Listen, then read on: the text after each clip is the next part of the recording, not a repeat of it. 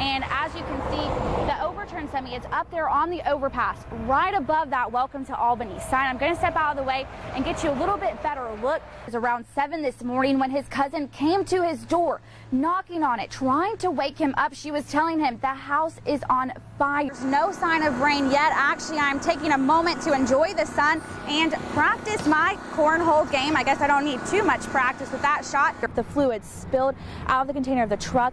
A hazmat team from Monroe, Georgia just arrived just a couple hours ago now. I'm going to move out of the way and show you what they're doing right now. I'm the only one here looking to see what I can catch. People say they're avoiding this area because they're worried it's nasty from sewage overflowing into it. It's clear the tornadoes took their toll on the community out here. I mean, you can tell by this massive uprooted tree I'm standing next to. It is lifted up and you can see a lot of the charred pieces. The fire department crews just cleared the scene a few minutes ago. And in a situation where every minute counts, Flanagan says knowing how to do both, no matter the uniform, could save lives. You can hear the crowd. They're going insane. They're all excited. I'll step out of the way a little bit here so you can see behind me.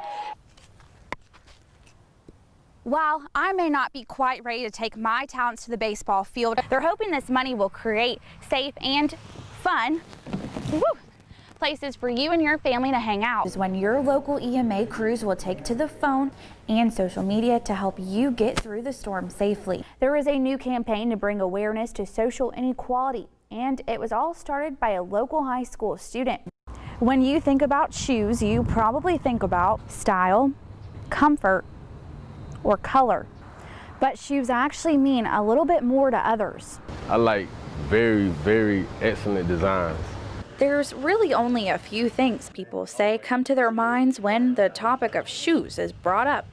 Support and being comfortable as well. It's a display of 120 shoes that sparked today's footwear conversation. 3 years ago, we had the largest number of fire-related deaths in Georgia that we had in a number of years. The slippers of an 80-year-old man, the sandals of a 12-year-old boy, the slip-ons of a 1-year-old girl, all of which would have been worn by people who died in a fire last year.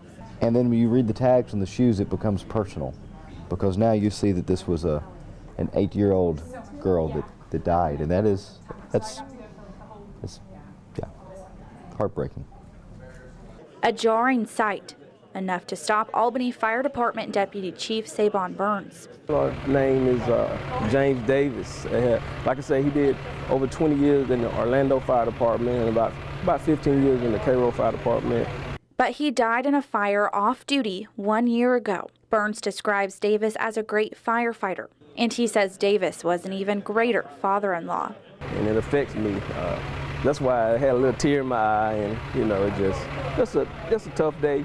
The rows of scuffed up shoes and worn soles are there so people like Davis, who lost their lives in fires, are never forgotten. Your child's princess Velcro shoes or your dad's running shoes are also there to try and prevent as many deaths as possible. But a few minutes to make sure you have smoke detectors, to make sure you have exit plans in your house, that your children are educated on closing the door before they go to sleep and what to do if there's a fire. The display does travel around to different cities and areas, and it does make trips to the Capitol just as an extra reminder about the lives lost to fires. Determined, fighter, survivor, the words used to describe Georgia Green Griffin, a woman who lived through an attack unlike any other. Stabbed the victim some 27 times. They set fire to her house, burned her house completely to the ground with her left inside. Griffin crawled out of her burning home and hid in the woods until she could be taken to the hospital. It was cut and had to be stitched back together. Then had 3 strokes while in the ICU. She survived it all, and almost 3 years later, she faces her attacker. Well, that was sad, wrong, but God knows best, and he worked it out, and I thank God for that. Husband and wife, Lenoris and Kimberly Williams, were each sentenced to 40 years, pleading guilty to aggravated assault and arson, rather than face their trial. An enormous victory for Chief Assistant District Attorney Michael Blankston. There's no rehabilitation of this woman.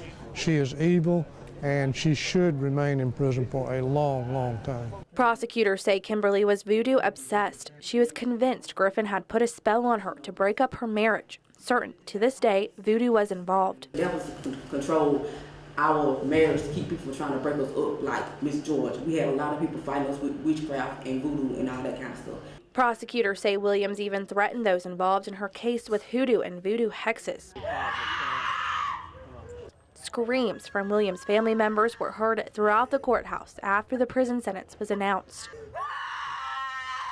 Bankston unwavering in his relief the two will be in prison, unable to hurt Griffin or anyone again. Justice was done to have her incarcerated for a long period of time. Griffin, with her 2 daughters, faces Williams in the same room again, leaving through opposite doors. Griffin on her way to freedom, Williams on her way to decades in prison. This is all over and behind us right now.